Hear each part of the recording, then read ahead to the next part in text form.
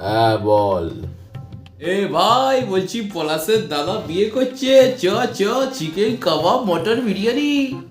হ্যাঁ তো কি করব? তো মানে আরে পলাশের দাদার বিয়ে বলে কথা ভাই, একটা গিফট টিফট তো দিতে হবে। টাকা বার কর, টাকা বার কর। ও হো, টাকাও লাগবে? 1 মিনিট দাঁড়া। মা, বলছিলাম যে বন্ধুর দাদা বিয়ে করছে, তো কিছু তো গিফট দিতে হবে, টাকা দাও না।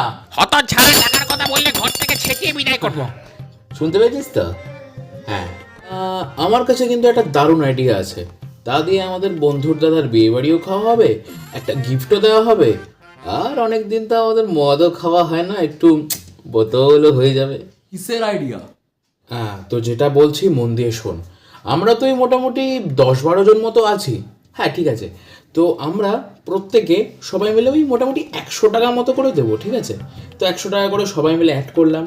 তারপরে ওইখান থেকে যে টাকাটা হলো সেখান থেকে মোটে 60 টাকা বার করে ওই একটা কাপ বাটি সেট ওই গিফটে ধরিয়ে দেবো, ঠিক আছে? এবার বাদ বাকি যে টাকাটা বাঁচলো সেটা দিয়ে আমরা একটা রামের বোতল কিনে পুরো হাই, বাবা শীতকালে কিন্তু ব্যাপারটা জমে যাবে। সালা কি বুদ্ধি শালা, চল চল চল এটাই তাহলে ফাইনাল কর, চল চল। হ্যাঁ কি দিলাম, আরে মাথা কাট, সেটা তো দেখতে হবে। আরে আমি তো আমার প্রত্যেক কটা জন্মদিন বাড়ি বিয়ে বাড়িতে এটাই করি। মা বাবার থেকে একটু বেশি করে টাকা নিই, ওই 50-60 টাকার গিফট চিপকে দিই, বাদ বাকি টাকা দিয়ে বোতলি জীবন জীবনী বোতল।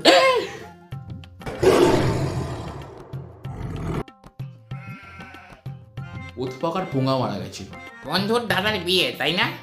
হ্যাঁ, আরে না না, বন্ধুর দাদাকে কে বিয়ে করবে? ছি, আরে বন্ধুর দাদার ইয়ে সমস্যা আছে, ওকে কোনোদিনই কেউ বিয়ে করবে না। আর বিয়ের ব্যাপারটা এলো থেকে? কিছু করার নেই, আমি ওই ঘর থেকে সব শুনতে পেয়েছি। হত ছাড়া মা, আমি তো বন্ধুর সাথে ইয়ার্কি করছিলাম। আরে আরে ইয়ার্কি করছিলাম।